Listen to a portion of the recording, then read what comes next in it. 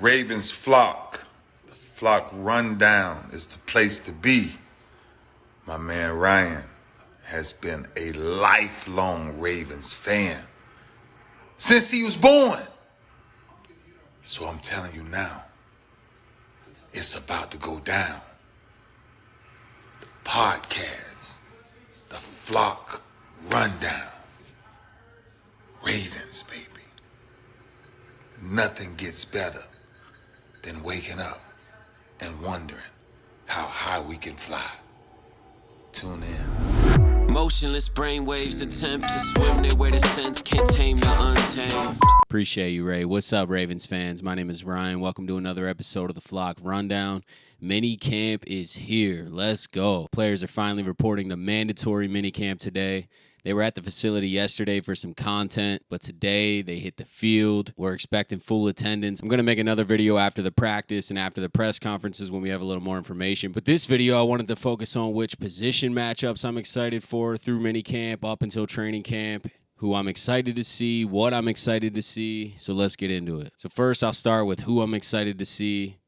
Odell Beckham Jr. We saw him at his press conference when he signed the deal, but this is the first time we'll get to see him practice, and this is the first time we'll get to see him with Lamar.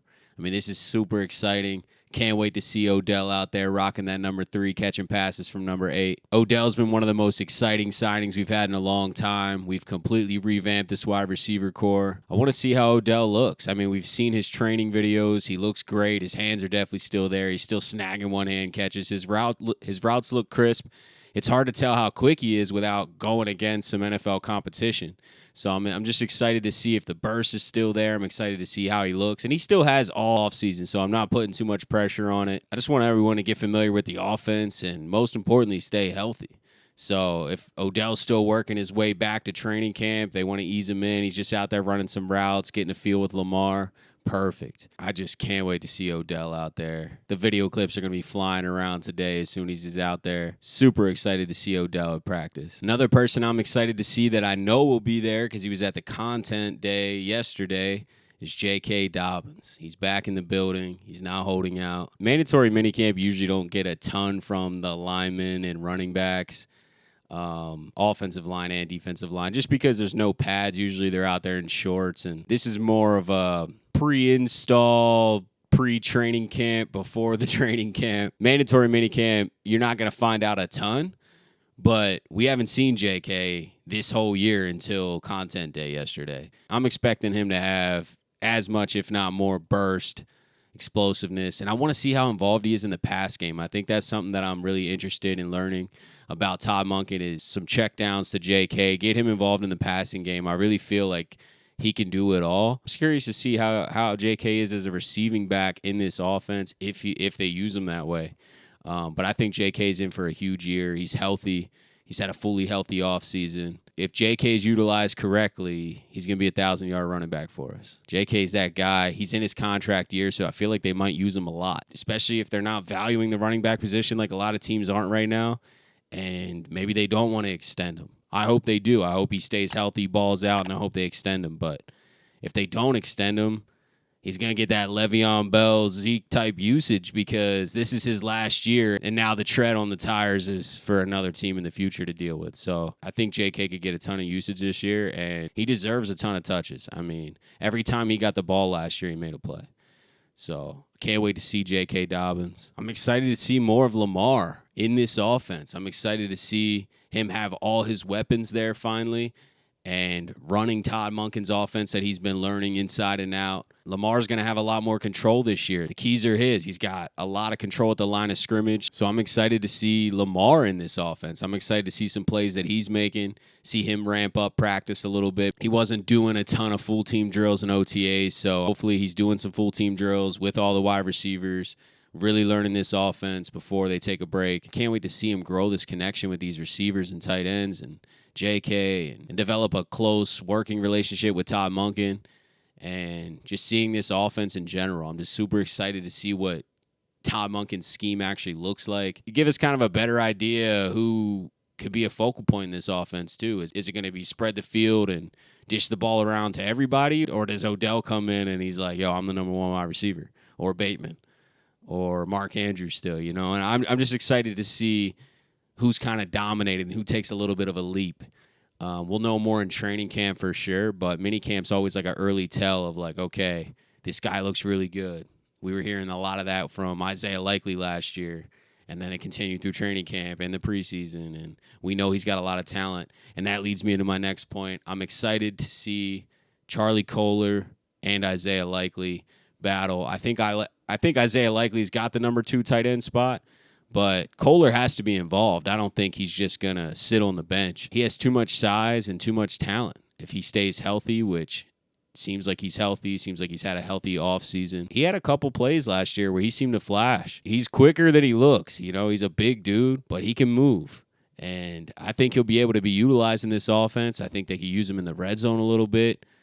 So I'm just excited to see where Charlie Kolar fits in this offense, how Todd Monken's going to use him.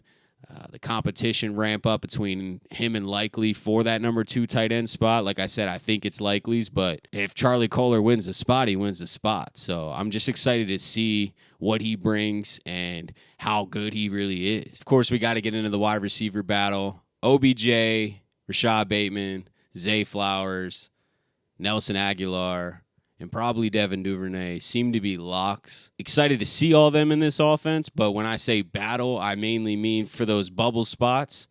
So we're talking about James Prochet, Tylan Wallace, Demas, Laquan Treadwell. There's some guys battling for that spot or 2. Just depends how many they carry there. I'm excited to see who takes an early lead in that pack. I honestly don't know. I haven't seen a ton of Laquan Treadwell. We've seen Prochet and Tylan Wallace. Well, I haven't really seen Tylan Wallace a ton. He just seems to not be available. He seems to not be on the field very often.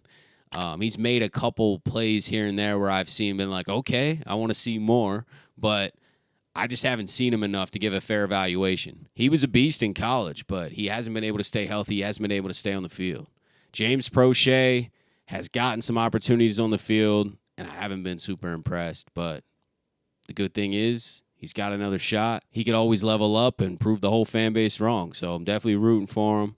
And then Demas, undrafted free agent from Maryland. He's very interesting. He's got a lot of size, athleticism. Laquan Treadwell, former first-round pick. So there's some cool names in there. I'm just interested to see how that plays out, see who takes a jump, who takes an early lead. We won't know everything until training camp and preseason, but minicamp's amazing because it's the first time that everybody has to be there, and rookies are mixed with vets, and you do get a feel of who's kind of standing out, who's making plays. Another position of interest is the 3rd running back spot. Pretty sure it's going to be J.K. Dobbins and Gus Edwards, and then Justice Hill we re-signed, so he's probably back as well, but Keaton Mitchell is also another name that I've been seeing some highlights from and hearing a lot about. He's an undrafted running back, speed guy from East Carolina. Interested to see him with the vets. Is he giving Justice Hill a run for his money, or is he kind of a 4th-string practice squad back? I'm not sure. I'm excited to see that position battle as well, see who takes an early lead in that 3rd, 4th running back position. There's a great left guard position battle as well. I don't think mandatory minicamp is a great showing for linemen, but whoever's running and taking most of the first team reps, I would say, has an early lead. Competitions between John Simpson, Ben Cleveland, Makari, and Falele. Falele is kind of playing out of position. Harbaugh's been throwing him from tackle into guard just to see what he's got. I mean, he's a mammoth of a human being, and he's slimmed down a little bit. So if he can learn and play left guard at a high level, I would love to throw him in there and just make the line as big as possible. Ben Cleveland's also a massive human being, and I'm kind of hoping he wins the spot. Makari's been on our team for years, and I love the backup hybrid role. He always seems to fill in at tackle, at guard, or wherever we need a spot. He's a very versatile lineman, so I kind of love keeping him in that spot. So we'll see how that plays out. Like I said, mandatory minicamp's probably not the best showing for offensive or defensive linemen just because there's no pads. More install, learning the offense, learning the defense, and just taking reps. We're not going to see a lot of physicality. The pads aren't going to be on. But we'll get an idea through all these position battles who has an early lead by who's playing with the first team the most. And the last thing I want to go over in the last position battle that I'm really eyeing in on is corner. Obviously, we got Marlon Humphrey. For now, it's probably Rock Ya-Sin opposite of him.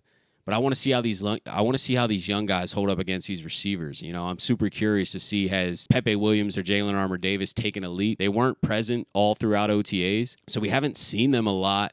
I really want them to go against this receiving core.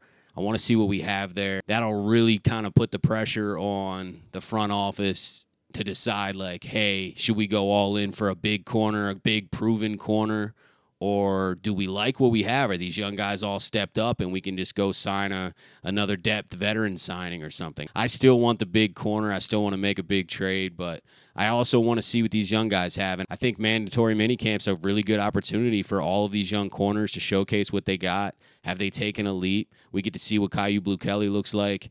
And going against these receivers is going to be a challenge for these cornerbacks. So can't wait to see how that plays out. Let me know what positions and what you're looking forward to in minicamp. I'm so excited that the Ravens are back on the field for real practices. The whole team's there. It's going to be an incredible season. I'm more excited about this season than I have been in a long time. I'm sure you guys feel the same way. We got big aspirations, big expectations, and we got the players to do it. So should be a good year. Mandatory minicamp should be fun. That's it for today, guys. As always, I appreciate you tuning in to another episode of the Flock Rundown. Have a great rest of your day, and I'll see you guys next time. Motionless brainwaves attempt to swim their way to sense, can't tame the untamed.